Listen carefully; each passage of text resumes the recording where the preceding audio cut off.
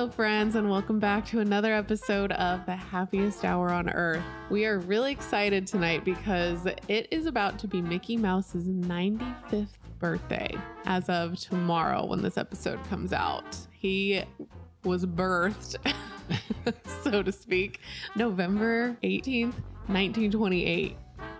So he's going to be 95 years old. Crazy. He's an old mouse. So with that upon us, we decided that it would just be a fun time to just chat about Mickey and basically the impact he's had on the world all these years. He's been a staple in households all around the world, honestly, from the time that he was created to now. And so we just really want to chat about what he means to us and just what a world would look like without Mickey. So we're really pumped about this episode. Let's go ahead and jump into it.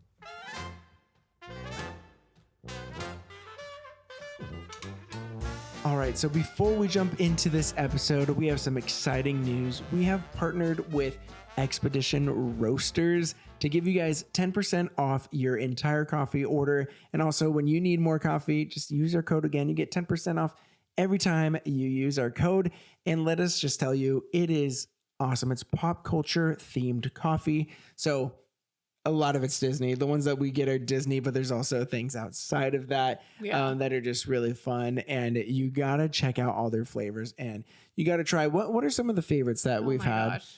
I think there's so many good ones, you guys. I think one of my favorites is the tiki coconut. Yeah. I just love coconut things. So that one is one of my favorites. That's so amazing. There's a churro one that is quite delicious. Prospector's roast. Yeah. I also love the Fortune and Glory, which is like a bourbon. Is it like bourbon maple or bourbon? It's so good. It's Indiana Jones themed. They're so good. It's so good. You guys, I can't recommend enough grabbing a couple bags. Just get a few because chances are you're going to love them and you might as well just have a few bags of them. And speaking of bags, the bags are just beautiful and I want to frame them. I think we have saved all of the bags that we've gotten because they're just so cool. Yeah. And you can find the links below, whether you're watching on YouTube or on a podcasting platform. Go use that link, use our code, save on some coffee, and you're going to love it. So good. Yes, we promise. So like Emily said, Mickey Mouse has had an impact on not just animation, but just the world as we know it. We rewatched Mickey, the Story of a Mouse on Disney Plus. Most of it last night before recording this episode. We are very tired. Parents of two now, so we definitely fall asleep and miss a lot of things. Yeah. But it is just such a wonderful, I guess, kind of documentary about the making of Mickey Mouse. And so it just got us thinking about like, what would the world look like without Mickey Mouse? Because he's touched so much, not just in America, but all over the world. And so I was going to take you on a little brief history of Mickey Mouse. If I say something that's not exactly right, I'm going to be as correct as possible. But, there's a lot of different stories with the creation of Mickey Mouse. And so, if I stumble and say something else, just know that, I'm not a Disney historian, but this should be, he's a tired should be parent. correct. I am a tired Doing parent. his research as best as he can. Exactly. So the creation of Mickey Mouse is just such a crazy story and such a story of perseverance and looking at us in our lives and goals and dreams that we would like to achieve. Sometimes we might get shot down and we just kind of throw it away and don't keep striving for something else. And this is a story about, broken dreams, but getting back up and keep pushing through, because this story starts with Oswald the Lucky Rabbit that Walt Disney created, I believe, with Ub Iwerks. And they were contracted out by Universal, I believe. And so they're going to be making a couple of shorts of Oswald the Lucky Rabbit for Universal because they wanted to get into the animation game. And so they were doing all of this that, Walt was creating these Oswald shorts for them.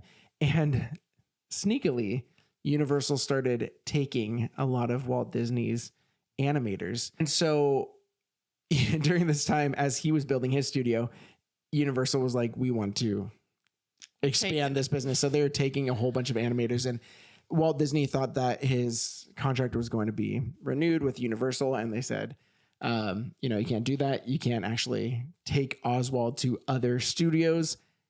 He is ours. And so I think easily someone could look at that and be like, you know what? That was my everything. Like, where am I going to go from here? Because it had moderate success. Like, people loved Oswald the Lucky Rabbit. And it could just be like, okay, that was my one thing and be done. Giving up now. Yeah. And it's crazy. And then so from there, Walt Disney and Ub Iwerks were like, we want to create something that is not contracted out to anyone else, but that will be our own creation. And so Ub Iwerks actually drew the first sketch of Mickey Mouse. I think a lot of people think Walt Disney did, and Walt Disney was definitely a huge part of that. Also, Lillian Disney was a huge part of that as well. Originally it was going to be named Mortimer Mouse. Lillian, Walt's wife, said, that name is the worst thing in the world. Yeah. You should do Mickey Mouse. And so Ub and Walt were really hand in hand creating Mickey Mouse, and Walt Disney actually lended his voice for Mickey Mouse up until I think late 30s or early 40s. So a lot of the classic Mickey cartoons, that's actually Walt's voice, which is just so awesome. Yeah. And the cool thing is that like Mickey was not an overnight success. Like, imagine that you get your loved Oswald the Lucky Rabbit taken away from you. You're like, maybe we could try something new, and maybe that'll kickstart something. So they made Plain Crazy and Galloping Gaucho, and those were okay. Like they weren't really flops, but it was just received with like moderate success. And then Walt Disney could have thrown in the towel there too and tried something else. But what he did, he was like thinking outside the box. And so he created the first ever synced sound cartoon. And so he was like, instead of these silent films where you go to the theater and someone's playing like the organ or the keys to provide the sound, he's like, let's actually try to sync sound with this so we won't need, that music in the theater, and everything's going to be, as you're watching it, there's going to be a whole bunch of different sound effects and music and all that embedded into the cartoon. And at first it wouldn't even sync. They did all this work and it just wasn't syncing up correctly. But he was like, you know what? I think we have something here. And they kept trying and they were able to sync everything up the way they wanted it to be. And actually at the Walt Disney Family Museum, there's that really cool exhibit where you could kind of sync up the sounds like the animators or the sound effect people did back in the day, which is it's so such cool. an awesome experience. They were just watching the cartoon being played and they were recording and they were just hitting things at a certain point and making the weird sounds all in like real time to make sure that everything synced up perfectly. And that was a major success, Steamboat Willie, the first synced sound cartoon.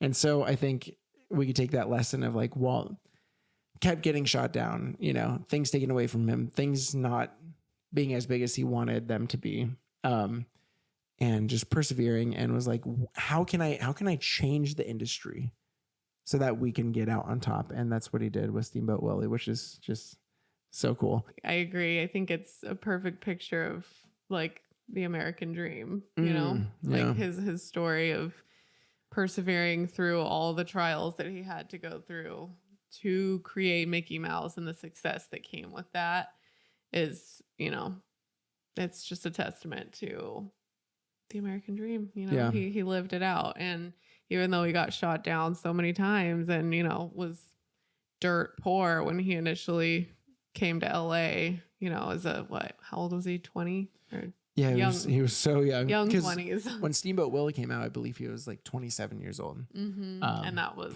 years later. Yeah. So he was really young and he had a dream, and it came to fruition, even though it took so much out of him. I mean, I think so many of us would have just given up, like, okay, throwing in the towel. Like this is obviously not meant to be, but he stuck it out, and look what came of it. Yeah. It's crazy to think about, but Mickey is universally loved. Like, it doesn't matter what country you're in, like everyone knows who Mickey is. Yeah. And he's just kind of a symbol of hope, and he's just like, he just brings about joy in people, I think. And that's something that I love in that documentary as well. Is like in the beginning of the documentary, it actually has a clip from the studio where Walt and Roy.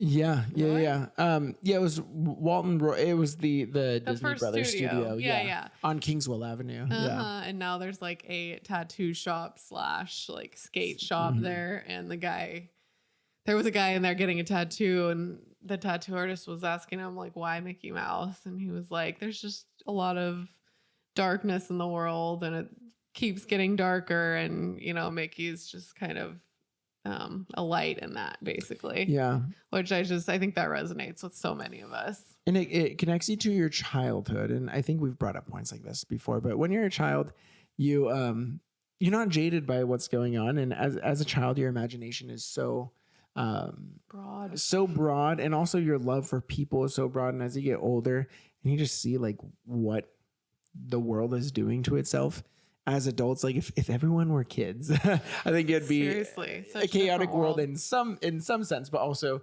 a much peaceful and imaginative world. And so Mickey almost like is a part of connecting with our childhood and the joys of childhood. And that's not, to say that you should be naive about certain things or ignorant to what's going on, but I think you could connect into that innocence of life and try to achieve, that kind of sense of wonder and love and imagination that Mickey Mouse really brought about in the world. And we're going to be talking about like what a world without Walt Disney would look like. But I want to even touch upon real quick, what would the world be like if Universal never stripped Oswald the Lucky Rabbit from Walt Disney? Imagine that. If it had moderate success, people liked Oswald.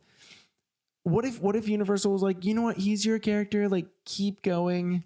Yeah. And we had Oswald the Lucky Rabbit and it was just mediocre and was never like Mickey was superstar. Would Walt have ever even like thought of the idea of Mickey if he didn't have to because Oswald was still his thing? I think that it would have been a mediocre success, but would he have fallen to the ranks of like Felix the cat, like I mentioned earlier, where there's like no theme parks of like Felix the cat. There's no what feature length movies came from that studio that created Felix. It's like it's not recognizable. So if Universal never had that negative impact on Walt Disney, would he have ever even gotten to the, so that's the thing too, is that you could see these negatives as a blessing, because it will lead you to something that should be better. It had to happen that way for Mickey to happen. Like Oswald had to be taken and, he's basically forgotten now. And you have to start somewhere. Like Oswald had to be created in the first place. Yeah. But then also had to be taken away. So it's like the stepping stones. For Walt to have been able to even come up with the idea of Mickey Mouse. Oh, that's just so crazy. Then from there, it was like Mickey. I don't know why it's so interesting how Mickey became immediately so much more successful. I mean, not immediately, but but like soon after. He has become such a more popular thing than Oswald was ever going to be. Yeah, I know. It's so crazy. And once Mickey Mouse just was killing it at the box office, this led to a lot more money for the Disney company, and he put his animators back into school so they could, rather than trying to draw static figures, they would really kind of focus on motion, people moving and really capturing that fluidity of characters. And he did this because he knew that he wanted to do something very special, which was create Snow White and the Seven Dwarfs, which for the most part is the first full-length feature animated film. Now there were some, I just found this out, crazy, before 1940s, before Snow White, that were, in other countries. Some you can't even find them anymore, kind of like lost films. But this, even though it wasn't technically the first feature-length animated film, it's the first one that used cells, so like first one using that medium, and also just like the first like success of it. And it was actually, I think the Academy Awards did recognize it as the first feature length film. I think it is the first one in the United States as well. And so he said, you know, I remember there's another, I think it's Imagineering story or something like that. It's like, would someone even watch like an hour and a half long cartoon? People doubted him so much. And he said, you know what? I think they would. And he created that in 1937. And he had to act out the whole movie in front of like producers or something like that, right? Yeah, it was animators produced. I forgot who it was to like whoever. really sell the movie. Yeah. So Walt had to act as Snow White and the evil dwarves queen and everyone. everything. Yeah. So funny to think about. I know it's hysterical. He was committed. He was, yeah, and that was such a big feat because I think it took, I think what I heard last night, about $1 million to create. Back then, so back then in the 30s, that's a lot of money. That's insane. And so as we look at that, and we know that Snow White led to many other feature-length films, animated films that we love today. I think that brings on one of the first points. Like, if Mickey was never created, would we have animated films today? And you know, it really started with Disney, but then there's multiple different animated studios that came after that. And I feel like, I don't know, at least half of the movies, I could be wrong, that come out today are like animated. Maybe a quarter of the movies are animated, but it's such a big medium for films. And would we even have that if Walt Disney never took the step to do that? If he never created Mickey Mouse, he would never have the money to create a feature-length film. Mm-hmm. And he had that money because of Mickey Mouse. So if he was stuck with Oswald and had free reign, would he just be kind of doing Oswald for so long and be like, we can't take on a feat that big? Yeah. Would he have had the idea for that? That's a great question. I don't know. It's hard to say. I mean, I think it still could have happened. Mm-hmm. There could have still been films, but I don't think that the quality would ever have reached Disney quality. Yeah. I mean, because even today there's a marked difference between like a Disney or Pixar really compared with like you know, what are some of the other ones? So no, not Sony. What am I thinking? Yeah, I think like Sony owns DreamWorks. Like Minions. Yeah, DreamWorks, like all those other ones. I mean, those movies can be good. Like, you know, we all love Shrek. There's a lot of animated movies that are really good, but nothing I don't think could ever quite reach the level of Disney. Mm-hmm. So I think that's kind of what would have happened. I don't think we ever would have had like that bar. Yeah. Yeah. We probably would have had animated movies today. Yeah. But the bar would have been, I think, a lot lower. Mm-hmm. Yeah. Like they just wouldn't be very good, I don't think. Because now it feels like I think everyone knows that Disney makes the best animated films.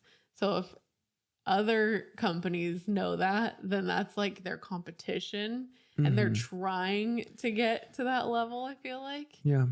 But and I think some of them, I mean, I think with how quality has kind of gone recently with Disney movies, I mean, before at the Academy Awards, like Disney would always win the Oscar for Academy or for animated movies. And now we've kind of seen a shift in that. And, true. You know, so there's competition on that other side. Cause I know a lot of people talk about a lot of DreamWorks movies that are really good. And so Disney needs to really go back into kind of examining what makes an animated movie good. And, cause the quality from back then, I mean, when you think to all of those movies that are just legendary in Disney history, just like Snow White, Peter Pan, Cinderella. Yeah. It's just so many that, you know, the stories were perfect. The characters everyone fell in love with. Like the animation was amazing. The colors, just everything about them was so spot on. It really definitely has taken a dive, I would say. And I think that's the thing too, is I mean, I can't put the blame on animators or storytellers or whatever the case may be, but I think sometimes you're like, we are the ones who created it, this is what we do. We have to pump out a movie every year or so. We're gonna create, we're gonna pump them out. You know, obviously it takes a lot. There's multiple teams. Creating an animated movie takes years upon years, but it's a little bit stretched thin. I think it needs to come back to, rather than this is just what we do, we have to create a movie, really like see that honor that you have to continue the legacy that started with Mickey Mouse and has gotten to where they are today. Yeah. 60 animated feature films and counting. It's crazy. So wild. But another thing that I think would be really different is theme parks. You know, I think a lot of our listeners and we as well love Disney because of the theme parks. And what would those look like if Mickey never started and we never got people in love with animation and then the movies that came from it? And Walt would never really have, I don't think he would have the money and the drive to do what he did in the 50s, sitting on that bench and saying, you know what? I think we need a place where adults or parents and kids can have fun together. Because he went through so much, and that kind of led him to this idea that he could have these big ambitious goals. And he went through with theme parks. And what did Lillian say about theme parks in general? They're dirty. And why would you ever create it? They're gross. Because once again, theme parks, I guess, did exist before that, but they were not good.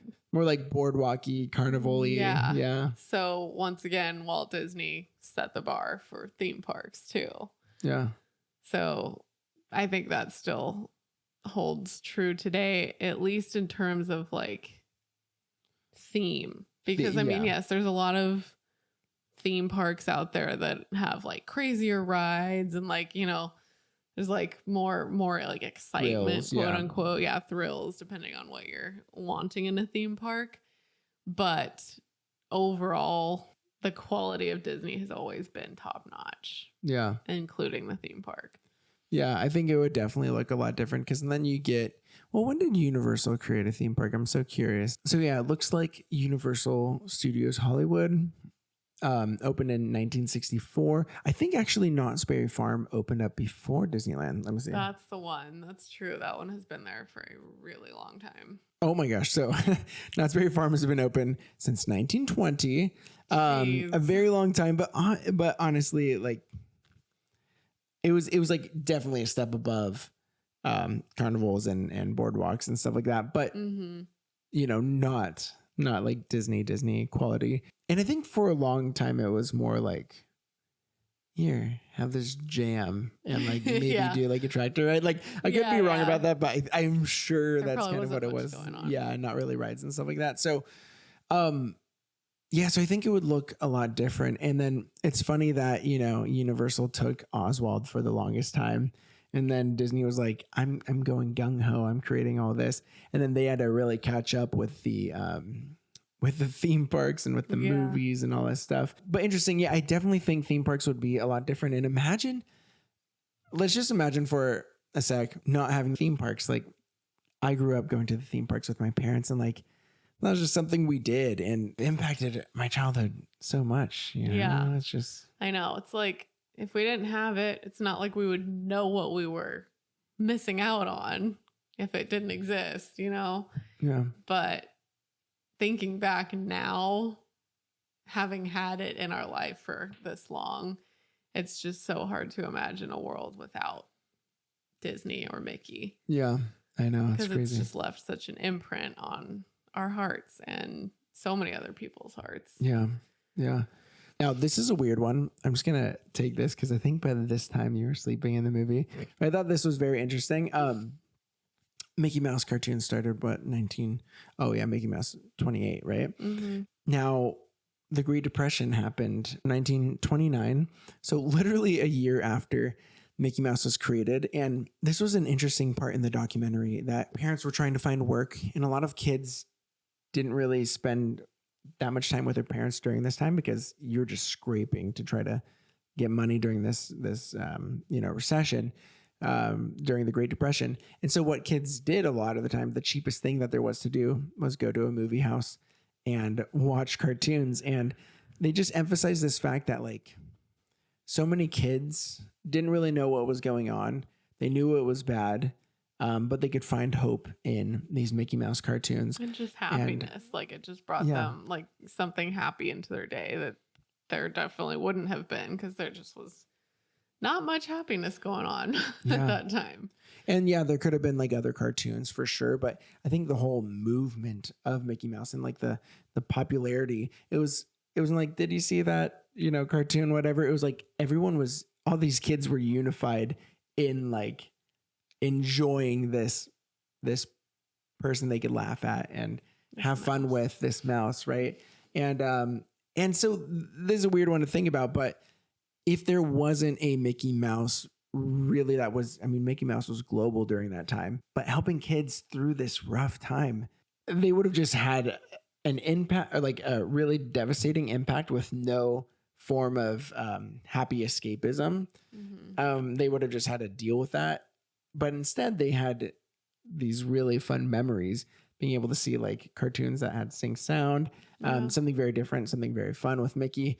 And that carried them through the Great Depression. And so might have been some of their only happy memories of their during that time, honestly. And would that have led to them being older, having a harsher outlook on life, and then their kids almost following in that footsteps because of the hard, kind of mentality that their parents had? Probably would have led a couple generations without that. That's true.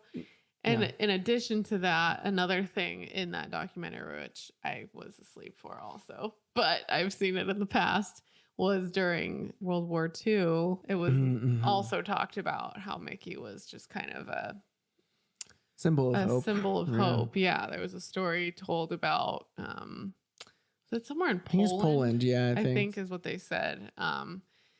There was something found that was written by one of the kids in Poland at the time, where he had just been, I think, drawing pictures of Mickey or something. I can't remember exactly how the story goes now, but it was very obviously just like his symbol of hope and joy. Someone that he clung to. Yeah. In the midst of those very, very difficult times. And then it ended so sad. I think like somehow. I think it was like in the last page, like Mickey was erased and wasn't there. Yeah.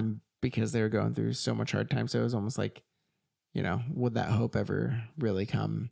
Yeah. Something was that right? Died or something. Like, it was very sad. It was very sad. But there was also a photo found, I think in Poland, of like this group of kids, and they're all like kind of dressed up as Mickey, or like doing like Mickey Mouse plays and stuff like that. So they're finding hope during, the devastating times. Just another crazy example of like, not just the Great Depression, but during World War II and all the stuff that Mickey came out at such a perfect time and was such a hopeful symbol. And for some of the hardest times in history. World history, yeah. We had so many examples of Mickey being the thing that people clung to. Yeah. Yeah, it's so crazy. Yeah, and another one I just thought of, the last one here, which I think is definitely interesting, is that if Walt Disney had created Oswald the Lucky Rabbit and he was able to keep those rights and had, decent success, but not the money to do his future ventures that he did, would Walt Disney have been an inspiration to as many people as he had? I mean, Walt Disney was such the perfect inspiration to look to for creative ventures, because he was such a creative human being. But if he found mediocre success with Oswald and didn't have hardships to overcome and think outside the box and all this stuff, would he have been that kind of like, man, that really inspired me to do something? Because I feel like so many people have Walt Disney as an inspiration. But what would it have been if people didn't get inspired? It might have been a less creative society than we have today, because Mickey Mouse was such the pinnacle of animation creativity, but just creativity in general, because out of Mickey Mouse came multiple movies. Every time I think about animated movies, I think of Disney. Also architecture, creativity with the parks and ride engineering and all this stuff. So true. Yeah, it's really hard to imagine. Inspired so many people. Yeah, I don't know what things would look like if he had never been created and if Walt hadn't persevered through his trials. Yeah. Because, I mean, there's a lot that we'll never know, I guess.